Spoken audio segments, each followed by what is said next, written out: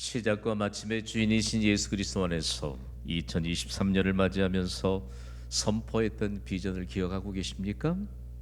우리 힘있게 선포하겠습니다. 다시 백배의 복을 받게 하소서.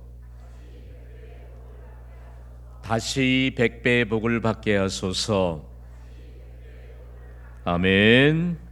경신교회는 현재 예배센터와 사역센터에 입당하면서 이미 백배의 복을 받은 교회임을 증명했습니다. 하나님의 규모 그리고 하나님의 속도대로 하나님이 복 주시는 것을 경험한 교회. 하나님은 복의 주관자이십니다. 하나님은 믿은 대로 복 주실 만큼 복을 주십니다. 그러면서 우리는 경신교회를 통해서 다시 백배의 복을 받습니다. 자손 대대로 백배의 복을 받게 되기를 주님의 이름으로 선포합니다. 그러면 우리가 다시 백배의 복을 받는 근거는 무엇일까요? 딱 한 가지입니다. 하나님을 경배하는 예배입니다. 여러분, 예배 모범이 되시기를 바랍니다. 예배를 시원찮게 드리지 마시고요, 예배를 생명을 다해서 드리시길 바랍니다. 예배보다 귀중한 것은 없습니다. 세상에 아무리 귀중하다는 가치들을 비교한다 할지라도 예배하고 그 무게를 달아보면요, 비교가 되지 않아요. 예배가 해답입니다. 예배 모범이 되시기를 다시 한번 거듭 부탁을 드립니다. 여러분, 창조주이신 하나님과 그리고 하나님의 피조물들을 구분하는 것으로부터 하나님의 은혜는 임합니다. 우리는 창조주이신 하나님을 경배합니다. 그러나 우리와 더불어 사는 사람들 중에는 창조주를 경배하지 않고 피조물을 경배하는 사람들이 참 많습니다. 뭐 다른 나라 말고요, 우리가 사는 대한민국은요, 연말과 연초가 되면 해넘이 해돋이로 몸살을 앓습니다. 하나님이 태양을 창조하신 줄 믿습니까? 질서 있게 운행해 가심도 여러분 믿습니까? 그런데 왜 사람들은 창조주이신 하나님을 경배하지 않고 피조물을 경배하면서 우상 숭배로 치닫고 있는 것일까요? 왜 사람들은 해돋이와 해넘이로 유명한 장소들을 그렇게 찾아가는 것일까요? 창조주이신 하나님과 피조물을 구별하지 못하기 때문입니다. 시작과 마침의 주인이신 하나님, 곧 예수님을 알지 못하는 사람들은요, 막연한 두려움을 안고 있기 때문에 막연한 두려움을 해결하기 위해서 태양을 찾습니다. 또한 막연한 생각으로 자신이 가진 소원이 이루어질 것을 막연히 기대하면서 태양을 찾습니다. 여러분에게 묻습니다. 과연 태양이 우리를 복되게 할 수 있는 것일까요? 태양이 떠오르고 태양이 지는 것은 지구의 자전에 의한 것입니다. 사실상 태양을 만드신 하나님의 질서에 의해서 질서 있게 해가 뜨고 해가 지는 것이 반복되고 있습니다. 여러분, 태양이 떠오르고 태양이 지는 것을 보면서요, 하나님이 만드신 피조물은 한치의 착오도 없이 하나님이 전능하신 손길로 인도하신다. 우리가 하나님이 만드신 하나님의 작품인 줄 여러분 믿습니까? 그러니까 하나님을 의지하는 자들에겐 한치의 착오도 없이 우리를 최상의 길로 인도하십니다. 요즘 연말이 되면 그리고 연초가 되면 참 뉴스 매체예요. 여러분, 떠오르는 태양 앞에서 새해를 설계하겠다고 하는 사람들이 부지기수입니다. 만약에 구름이라도 가리워서 태양을 보지 못한다면 새해를 완전히 희망을 포기하고 살아야 되는 것일까요? 첨단의 시대를 살아가는 현대인들이 복의 주관자이신 하나님을 알지 못한 채 살아가는 것은 참 슬픈 현실입니다. 여러분, 인류 역사를 보십시오. 하나님의 피조물인 태양을 으뜸신으로 섬겼던 나라들을 우리는 잘 알고 있습니다. 특별히 태양신을 으뜸신으로 숭배했던 강대국들을 여러분 기억하고 계시지요? 이집트가 그렇고요, 그리고 바벨론 제국도 그렇고요, 잉카 제국도 그렇고 그리스 제국도 그렇고요, 로마 제국도 기타 태양신을 숭배하던 모든 나라들은 하나님의 심판을 받았습니다. 모든 만물의 창조주신 하나님을 경배하는 자들에게는 여전히 약속하신 복을 주십니다. 창조주이신 하나님을 경배하는 예배자 여러분, 우리는 세상을 향해 창조주를 경배하는 것이 얼마나 복된 일인 것을 오늘 이 예배를 통해서 우리의 삶의 현장에서도 증거하게 되시기를 주님의 이름으로 부탁을 드립니다. 하나님은 여전히 예배하는 자를 찾으세요. 그리고 예배하는 자들에게 복을 주십니다. 과연 그럴까요? 김 목사께서 지금 담대하게 말씀하시는데 과연 하나님은 예배하는 자들에게 복을 주시는 것일까요? 하나님은 성경을 통해서요, 예배 모범을 가진 한 가정을 소개하고 이 한 가정, 즉 한 가문을 통해서 100배의 복을 받았던 것을 충격적인 사실로 자손 대대로 전수받게 하셨습니다. 우리가 성경을 통해서 100배의 복을 받은 사람을 대표적으로 이삭이라고 하는 사람을 기억하고 있는데, 이삭이 100배의 복을 받을 수 있었던 것은 그의 아버지 아브라함으로부터 믿음의 모범을 전수받았기 때문입니다. 아브라함은요, 얼마나 믿음이 좋았는지 몰라요. 그런데 아브라함에게 믿음의 모범을 전수받았던 그의 아들 이삭이 100배의 복을 받았던 것을 성경은 창세기 26장 12절과 13절에 명확하게 기록하고 있습니다. 우리 함께 소리 높여 읽습니다. 시작. 이삭이 그 땅에서 농사하여 그 해에 100배나 얻었고 여호와께서 복을 주심으로 그 사람이 장대하고 왕성하여 마침내 거부가 되어. 아멘. 이 말씀을 주의 깊게 보아야 합니다. 이삭은 원래 목축업을 하는 사람이었습니다.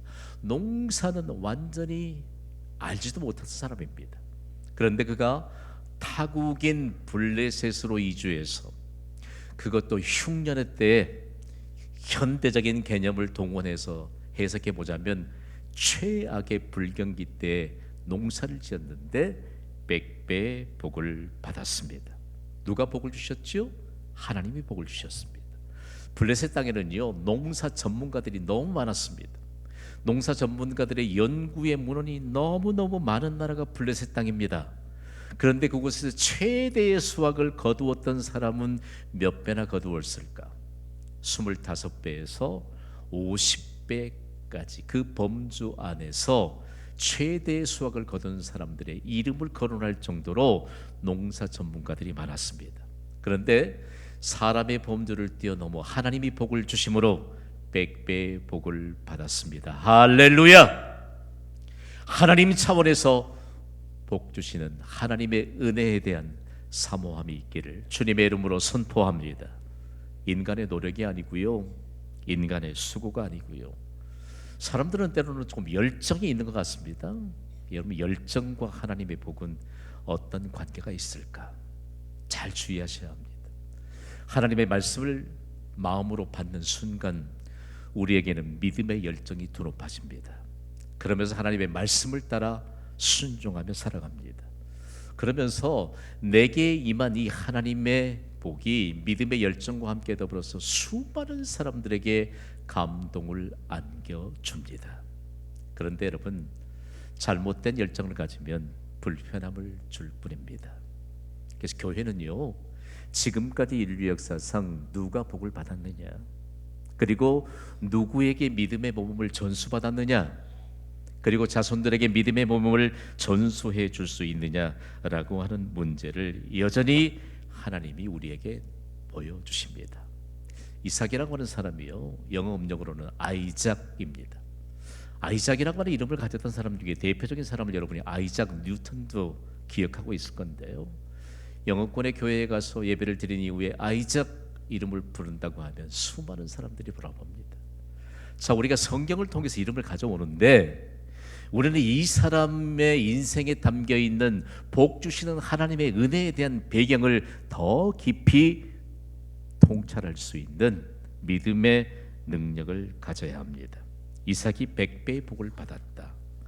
여러분, 100배의 복에 대해서 우리가 생각할 때요, 하나님은 공개된 비밀로 왜 100배의 복인가를 가르쳐 주셨습니다. 우리가 열이라고 하는 숫자는요, 완전수입니다. 1에서부터 0까지 10이라고 하는 숫자는 완전수인데 하나님은 완전자이십니다. 그러니까 하나님이 완전수인 열에 그리고 다시 열을 곱하면 그야말로 100이라고 하는 숫자를 도출할 수 있는데 이것을 일컬어서 완전하신 하나님의 복이라고 일컫습니다. 여러분 잘 들어보십시오. 내 수력과 수고와 그리고 내 얄팍한 어떤 지식과 상식을 동원하는 것이 아니고 완전자이신 하나님이 우리의 믿음을 통해서 주시는 것이 복인 줄 믿습니다. 이 복은요 우리 인생을 영광스럽게 합니다. 그러면서 수많은 사람들에게 과연 하나님이 주신 이 복이 어떤 의미인가를 가르쳐 주는데요.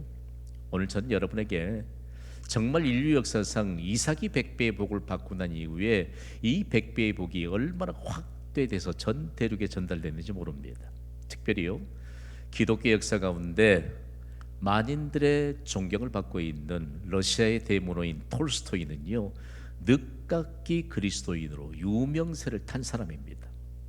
인생 늦음하게 예수 그리스도를 구주로 영접했는데 그에게 창대한 하나님의 복이 임하는 것을 경험했습니다. 그에겐 딸이 있었는데 딸을 무척 사랑했습니다. 그런데 그 딸에게 하나님의 복을 경험하면서 하나님에 대한 자신의 경험을 토대로 믿음의 유산을 편지로 전달했습니다. 그 대목 중에 짧은 문장 하나가 우리의 눈앞에 빨려 들어옵니다. 제가 선포할 때 동의가 되시면 아멘으로 화답하시길 바랍니다. 하나님은 한계가 없으십니다. 믿으시기 바랍니다. 오늘 3부 예비자들이요 하나님은 한계가 없으십니다. 교회를 세우시고 하나님이 말씀하시는데 하나님은 한계가 없으십니다. 우리는 하나님은 한계가 없으시다는 사실을 믿습니다. 교신 한 칸에 시작된 교회가 뭐 그렇고 그렇겠지. 여러분 우리에게 겨자씨할 만한 믿음만 있다면 한계가 없으신 하나님을 경험하게 될 줄 믿습니다. 우리의 생각에는요 우리의 이 얄팍한 상식이 우리를 둘러싸면 믿음은 자라지 않습니다. 중요한 것은 믿음은 생명체라니까요. 그 믿음은 자라야 돼요. 자라야 돼요. 믿음은 자라는 것입니다. 어제보다는 오늘 더 믿음이 더 자라야 됩니다. 중요한 내용은 어제의 믿음보다 오늘 더 좋은 믿음을 가져야 합니다. 그러면 하나님이 한계가 없으시다는 사실들을 압니다. 여러분 우리가 왜 하나님의 보좌 앞에서 눈물로 기도합니까? 눈물로 기도하면 한계가 없으신 하나님의 실제를 나타내 주실 줄 믿습니다. 내 힘으로만 인생을 살려고 하니 내 상식적인 개념으로 하나님을 이해하려고 하니까 하나님을 못 믿는 것입니다. 하나님은 이해의 대상이 아닙니다. 하나님은 믿음의 대상입니다. 하나님은 한계가 없어요. 여전히 한계가 없으신 하나님이 100배의 복에 대해서 말씀하시면서 이 100배의 복은 하나님의 규모입니다. 경신교회는요 하나님의 규모대로 그리고 하나님의 속도대로 하나님의 생명 공동체인 경신교회를 태동시키면서 더 먼 미래를 하나님께서 보장해 주십니다. 아브라함은 믿음이 좋았기 때문에 그의 아들에게도 믿음을 전수시켜 주었겠지 이런 생각하고 안 하고 계십니까? 충격적인 내용은 아브라함의 아버지는 우상 숭배자였습니다. 아브라함이 살았던 갈대아 우르 지역은요 우상의 도시였습니다. 지금 현재는 이란이라고 하는 나라가 바로 갈대아 우르 땅인데 아브라함이 조상 대대로 살았던 그 땅이 우상 숭배 도시였습니다. 그의 아버지는 참 기가 막히게 상술이 좋았던 사람입니다. 생명력이 없는 우상을 수도 없이 만들어서 작고 중간 크기, 큰 크기까지 우상을 만들어서 값을 매겨서 그것을 팔아서 이득을 취하는 아주 상술이 뛰어난 사람이었습니다. 아브라함은 태어나자마자 철이 들 때 우상 숭배자인 아버지와 함께 우상을 만드는 일에 참여했습니다. 그리고 우상을 파는 일에 익숙해져 있는 그런 사람이었습니다. 그럼에도 불구하고요 어떻게 아브라함이 우상을 버리고 하나님 앞에 믿음의 조상이라고 하는 이 일컬음을 받았고 그의 아들 이삭에게 믿음의 모범을 전수해서 100배의 복을 받는 사람이 되게 했을까? 인류 역사는요, 아브라함에 대해서 철저하게 연구했습니다. 그런데 흥미로운 사실은 학자들에 의해서 지금까지 전해져 내려오는 기사가 있는데 그 기사가 매우 흥미롭습니다. 들어보시겠어요? 요즘 말로 하면 아브라함의 아버지 데라가요, 우상을 만들어서 가게를 차렸습니다. 우상 샵을 차린 겁니다. 즐비하죠. 손님들이 와서 앞다투어 자신의 어떤 능력대로 우상을 사가는 겁니다. 우상이 복을 준다는 사실들을 얼마나 잘 설명을 했겠어요. 하루는 아브라함의 아버지 데라가 외출을 하면서 아브라함에게 우상 가게를 맡겼습니다. 가격 혼동하지 않도록 잘 주의 당부했겠지요. 그런데 그때 하나님이 아브라함을 감동시키신 겁니다. 아브라함이 외출한 순간 그 우상 가게 안에 있던 수많은 우상들을 다 부셔버렸습니다. 그리고요, 제일 큰 우상의 손에 망치를 들려놓고 아버지를 기다리는 겁니다. 아버지가 돌아오니까 우상이 다, 전 재산이 다 파괴됐으니 노발대발 하십니다. 아니, 누가 이 비싼 우상들을 부쉈느냐? 아브라함이 대답합니다. 아버지, 사실은요, 이웃집에서 떡 한 접시를 가져왔는데 저 우상들이 서로 먹다가 다투니까 제일 큰 우상이 그 작은 우상들을 다 때려 부셔버렸습니다. 기가 막힌 대답이죠. 아니, 어떻게 우상이 움직일 수 있단 말이냐? 아브라함의 아버지가 노발대발합니다. 그때요, 아브라함이 기회를 놓치지 않고 이렇게 대답합니다. 아버지, 그거 보세요. 사람이 만든 우상은 아무것도 할 수가 없어요. 그럼에도 불구하고 아버지께서는 우상이 복을 준다고 거짓말을 해서 우상을 팔지 않습니까? 아브라함의 아버지까지 깨우쳐준 이런 기사, 쉽게 그냥 넘길 수가 없습니다. 여러분, 우상은 생명이 없습니다. 하나님만이 생명의 주관자이시요 하나님만이 복의 주관자이심을 믿으시기 바랍니다. 그래서 우리는 하나님을 우리의 인생의 우선순위에 두는 것입니다. 오늘은 하나님의 실제이신 예수님이 인류의 구원을 완성하신 그 십자가에서 죽으신 이후에 장사되었다가 사흘 만에 부활하신 승리의 날이 주일입니다. 주일은 우리의 인생의 영원한 우선순위가 되기를 주님의 이름으로 선포합니다. 그렇지 않으면 우리의 인생에 우리의 하나님의 우선순위가 아니라면 모두가 우상입니다. 오늘요, 하나님이 평범한 사람 아브라함을 부르시고 충격적인 명령을 합니다. 우상 숭배자의 집안의 아들에게 말이죠. 창세기 12장 1절은 이렇게 증거합니다. 함께 읽습니다. 시작. 너는 너의 고향과 친척과 아비의 집을 떠나 내가 내게 보여줄 땅으로 가라. 아멘. 아브라함이 살았던 데는 우상의 도시였다니까요. 그러니까 너의 고향은 하나님 없이 사는 범죄 도시였습니다. 얼마나 우상을 숭배하는 자들에게 많은 문제들이 발생했겠습니까? 그런데 그것을 떠나라고 합니다. 떠날 때 하나님이 구체적으로 말씀하시는데 아버지의 집을 떠나라고 말씀합니다. 아버지의 집은요, 아브라함의 아버지가 아브라함의 몫으로 쌓아놓은, 아브라함의 몫으로 돌아갈 재산이 있는 곳이 아버지의 집입니다. 아브라함의 아버지에게는 아들이 셋이 있었습니다. 그런데 불행 중 아브라함의 형이 일찍 세상을 떠났습니다. 그러니까 아들이 둘 남았는데 졸지에 아브라함이 장자가 된 것입니다. 그리고 동생이 있습니다. 그냥 그대로 우상 숭배자의 집에서 하나님의 부르심을 받지 않고 그냥 그대로 살면 아버지 재산의 절반을 아브라함이 유산으로 받을 수 있는 법적인 권한을 가진 사람입니다. 이 학자들이 연구해 보니까요, 아브라함의 아버지 데라의 재산이 무궁무진했다. 가만히 있으면 그냥 하나님 이름 한 번로 부르지 않아도 그냥 우상 숭배자 집안에서 유산을 물려받고 그냥 멸망하는 길을 사는 인생을 살 수 있습니다. 그런데 아브라함에게는 자신에게 돌아올 재산을 포기할 수 있는 믿음이 있었습니다. 그런데 여러분 이거 아세요? 아버지의 재산을 유산을 포기했더니 인류 역사상 그 아버지의 재산과는 비교가 되지 않는 하나님이 아브라함을 거부가 되게 하셨습니다. 할렐루야. 그리고요, 그의 아들 이삭을 100배의 복을 받게 하고, 그리고 자손 대대로 이와 같은 하나님의 복에 대한 증거자로 삼았는데, 하나님이 아브라함을 믿음의 조상이라 일컬음을 받게 했습니다. 오늘 우리가 믿음이라고 한 단어를 우리의 생각 속에 좀 새길 텐데요, 왜 아브라함이 우상 숭배자의 집에서 태어났지만 왜 믿음의 조상으로 일컬음을 받았느냐? 우리 함께 따라하겠습니다. 아브라함은 하나님을 믿었다. 다시 한번 선포할까요? 아브라함은 하나님의 약속하신 말씀을 믿었다. 또 한 번이요. 아브라함은 하나님의 말씀을 따라서 순종하였다. 와, 멋있어요. 아브라함은 하나님을 믿었습니다. 아브라함은 하나님의 말씀을 믿었습니다. 아브라함은 하나님의 말씀을 따라 순종했습니다.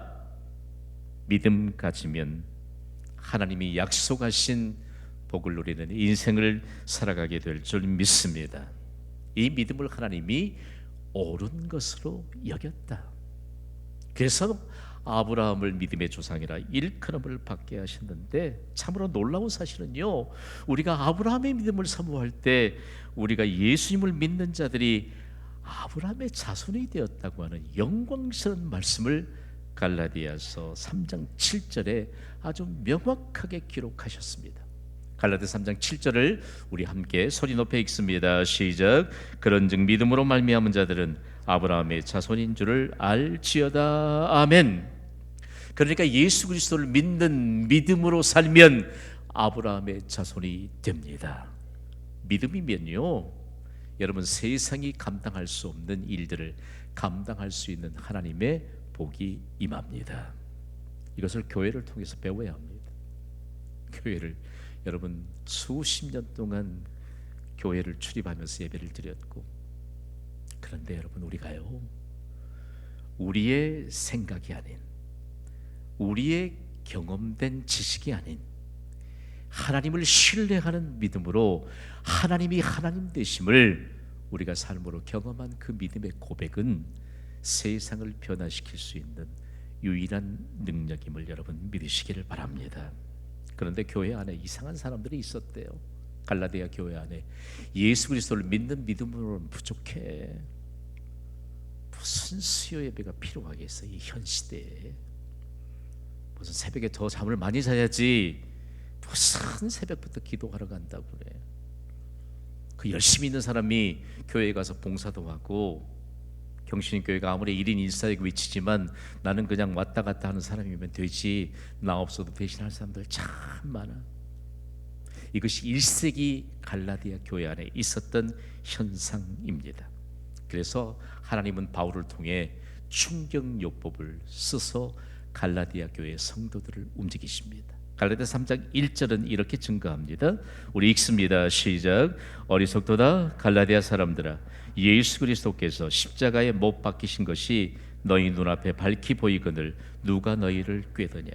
제일 불명예 스런 이 호칭이 어리석도다 갈라디아 사람들아. 아니요, 갈라디아라고 하는 도시에 교회가 세워졌는데 교회 안에 있는 성도들에게 왜 어리석도다 갈라디아 사람들아 라고 말하는 것일까요? 광주광역시 안에 150만의 인구가 살고 있는데 왜 광주광역시 안에 세워진 경신교회 성도들에게 어리석도다 광주광역시 사람들아 이렇게 말하는 걸까요?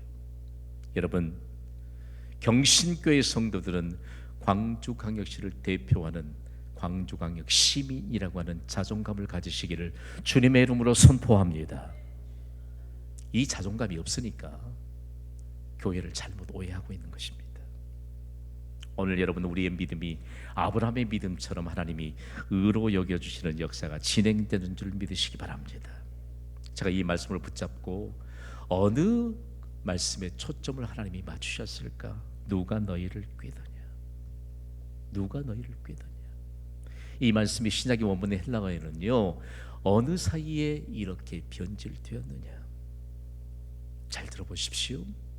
우리가 인생을 살면서 원치 않는 사정들은 생길 수 있습니다. 그러나 우리에게 하나님이 선물로 주신 믿음은 결코 변함이 없는, 그야말로 이 믿음을 간직하며 살면 그 세상의 어떤 풍파도 그리고 어떤 사정들도 극복하며 승리의 깃발을 높이 들며 예수 그리스도의 이름을 선포할 수 있는 근거가 믿음인 줄 믿으시면 아멘 하시기 바랍니다. 이것이 믿음이에요. 무슨 사정이 좀 생겼다고 그거 다 이겨낼 수 있습니다. 내게 능력 주시는 자 안에서 모든 것을 감당할 수 있는 줄 믿는 믿음이 오늘 이 시대에 불합리한 요소들을 가지고 믿음을 파괴하려고 하는 모든 사단의 계략을 막아낼 수 있는 유일한 방편인 것을 믿어야 합니다. 그러면서 오늘 갈라디아서 3장 9절은 구체적으로 하나님이 확증된 해답을 주십니다. 9절을 우리 함께 읽습니다. 시작. 그러므로 믿음으로 말미암은 자들은 믿음이 있는 아브라함과 함께 복을 받느니라. 아멘. 오늘 믿음, 아브라함이 가졌던 그 믿음은 뭘까? 지금까지 기독교 역사상 우리에게 전통으로 물려주고 있는 믿음이라고 하는 것은요, 유일한 징표입니다. 어떤 징표일까? 우리가 믿음을 따라서 복을 받잖아요. 아브라함이 가졌던 그 믿음의 모범, 그래서 이 믿음은 아브라함의 자손됨에 대한 징표입니다. 또한 이 믿음은 아브라함과 함께 받는 복의 징표입니다. 그러면 여러분, 우리 믿음으로 삽시다. 믿음으로 살면 아브라함처럼 온 세상을 향한 축복의 통로로 살 수 있습니다. 저는 믿음의 조상 아브라함을 연구하면서 하나님이 아브라함을 소개하잖아요. 하나님이 아브라함을 소개하는데 야고보서 2장 23절에 하나님이 아브라함을 이렇게 소개하세요. 우리 읽습니다. 시작. 이에 성경에 이른바 아브라함이 하나님을 믿으니 이것을 의로 여기셨다는 말씀이 이루어졌고 그는 하나님의 벗이라 칭함을 받았나니. 아멘. 하나님이 아브라함을 향해 벗이라 칭하셨습니다. 아브라함이 믿음으로 하나님의 벗이라 칭함을 받았는데 벗에 대해서 우리는 어떻게 생각하고 있을까요? 벗이라고 하는 말을 신약성경 원문인 헬라어는 필로스라고 하는 단어로 기록하고 있는데 이 단어를 명확하게 해석해 줄 수 있는 단어를 제가 찾아냈습니다. 영어 단어인 beloved의 총애를 받는 사람, 대단히 사랑을 받는 사람, 복의 주관자이신 하나님께 대단히 사랑을 받는 사람이 아브라함이었습니다. 그 아브라함을 향해 하나님의 벗이라고 하나님이 불러주셨습니다. 성경은요, 하나님의 벗이라고 칭함을 받는 아브라함이 얼마나 하나님을 가까이 했으면, 시편 기자들은요, 하나님을 가까이 함이 복이라고 하는 이 가사로 온 세상을 향해 찬양했습니다. 시편 73편 28절 말씀을 우리 마치 기쁨의 노래를 부르듯이 소리 높여 읽습니다. 시작. 하나님께 가까이함이 내게 복이라. 아멘. 영어 성경 NIV 버전은 하나님께 가까이함이 좋은 것이라고 번역하고 있습니다. 여러분, 하나님이 우리에게 복을 주십니다. 그 복은 내게도 좋고 여러분에게도 좋은 줄 믿습니다. 내게 좋은 것이 모든 사람들에게 좋은 것이 복입니다. 그리스도인이여, 온 세상을 흔들어 깨울 수 있는 좋은 것으로 가득 채워지는 인생을 살아가시기를 바랍니다. 다른 사람에게 좋지 않는데 무슨 복이에요? 우리 오해하고 있습니다. 다른 사람에게 좋지 않는 것을 해서는 안 됩니다. 그러니까 교회와 그리스도인이 공격을 받는 겁니다. 나만 좋은 것이 복이 아닙니다. 내게 좋고 다른 사람에게 좋은 것이 복입니다. 오늘 하나님을 가까이 하면서 김 목사, 너는 하나님의 벗이야. 김 장로, 너는 하나님의 벗이야. 김 집사, 너는 하나님의 벗이야. 김 권사, 너는 하나님의 벗이야. 아무개 성도, 너는 하나님의 벗이야.